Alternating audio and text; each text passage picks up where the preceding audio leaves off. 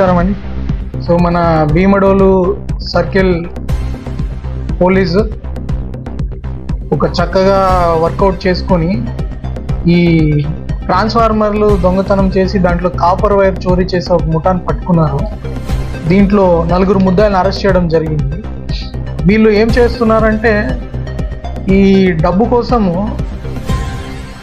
Protection లేని transformers, ఊర్లో పొలాల్లో ఉన్న ట్రాన్స్ఫార్మర్స్, రైతులకి కరెంట్ అందించి వాళ్ళ పంటలు పండించుకోవడానికి సహాయపడే ఈ ట్రాన్స్ఫార్మర్ని వాళ్ళ స్వార్థానికి దాంట్లో ఉండే కాపర్ వైర్ కొట్టేయడానికి దాన్ని మొత్తం డ్యామేజ్ చేసి ఆ కాపర్ని దొంగలించి అమ్ముకొని వాళ్ళ విలాసాలకు వాడుకోవడానికి ఈ కార్యక్రమం చేస్తున్నారు.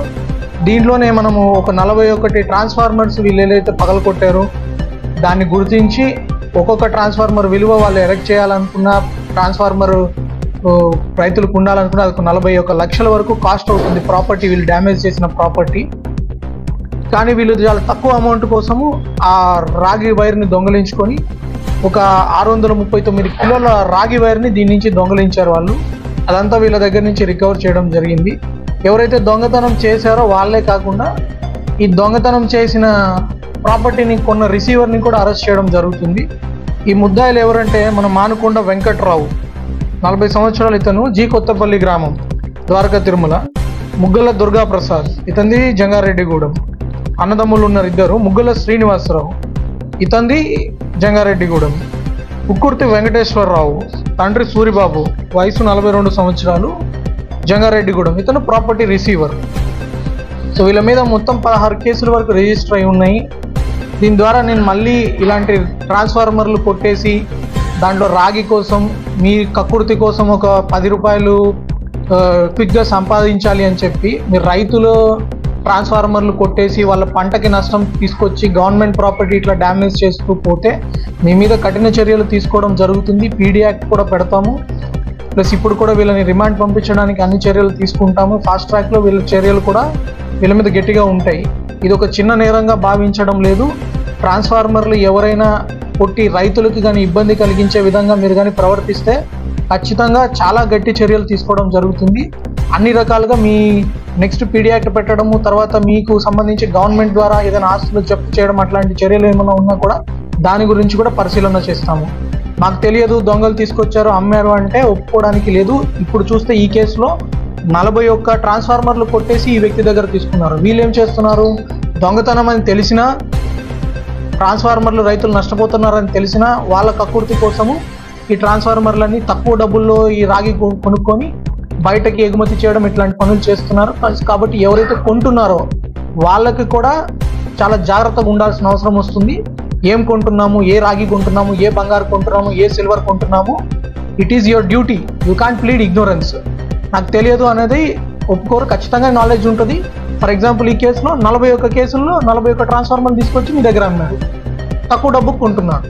సో నాలెడ్జ్ డినై చేస్తే అది మీరు కప్పిపుచ్చుకోవడానికి చేసిన చర్యలాగే ఇన్వెస్టిగేషన్లో భావిస్తారు. ప్రిజంప్షన్ కూడా ఉంటుంది. ఖచ్చితంగా వీళ్ళందరూ జైలుకు కూడా పంపించడం జరుగుతుంది. కాబట్టి ఇట్లాంటి నేరాలు ఏదైనా జరిగినా కూడా మీరు పోలీస్ స్టేషన్కి రిపోర్ట్ చేయండి, ఖచ్చితంగా చర్యలు తీసుకోబడతాయి. అండ్ ఐ మస్ట్ అప్రిషియేట్ ఈ కేసులో ఈ 41 ట్రాన్స్ఫార్మర్ల దొంగతనాలు ఈ 16 కేసుల్లో గుర్తించడానికి చక్కగా వర్కౌట్ చేశారు మన భీమడోలు ఇన్స్పెక్టర్ గారు.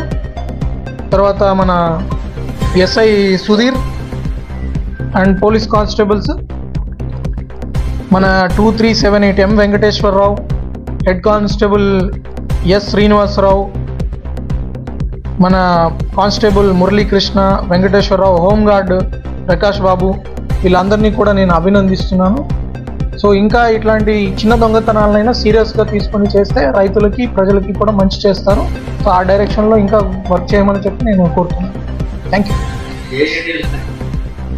ఇవి మన G Kothapalli, Dwaraka Tirumala surrounding areas, ఇంకా జంగారెడ్డిగూడెంలో కూడా ఉన్నాయి. మన లక్కవరం, ఈ నర్సాపురం, తడికలపూడి, ఈ ఏరియాస్లో ఉన్నారు. ఇంతకుముందు కూడా గుర్తుంటుంది మీకు, ఇట్లానే ఒక 60 కేసులు పైన మన అప్లాండ్ ఏరియాలో కొట్టేసిన వాళ్ళు ఉన్నారు. సో ఎవరెవరు ఉన్నారో వాళ్ళకి కూడా ఒకసారి జాగ్రత్తగా ఉండాలి. ఇట్లాంటి నేరాల జోలికి పోయి ఈ పట్టించుకోరు అన్న దాంట్లో ఉండొద్దు. ఖచ్చితంగా సివియర్ చర్యలు తీసుకుంటాం.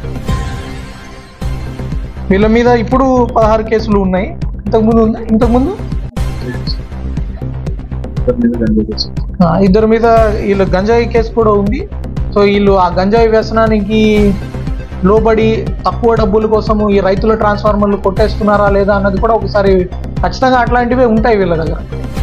ఈ మంచి మైండ్లో ఉండి వాడికన్నా కొంచెం దొంగలు కూడా అంటారు కొంచెం దయాజాలి ఉంటాయని, వాడికి 10,000 కోసము 1,00,000 రూపాయలు విలువ చేసే ట్రాన్స్ఫార్మరు, లక్షల విలువ చేసే పంటలు పోతాయి ఇట్లాంటి వాళ్ళ. అది ఇట్లాంటి గంజాయి అట్లాంటి మత్తు మందుతో అలవాటు పడిన వాళ్ళే అట్లాంటి పనులు చేస్తారు. ఆ రకంగా కూడా వాళ్ళందరికీ టెస్ట్ చేపించి వీళ్ళు further take action in those cases also. దాని మీద కూడా బెయిల్ క్యాన్సిలేషన్ అప్లై చేయండి. ఓకే.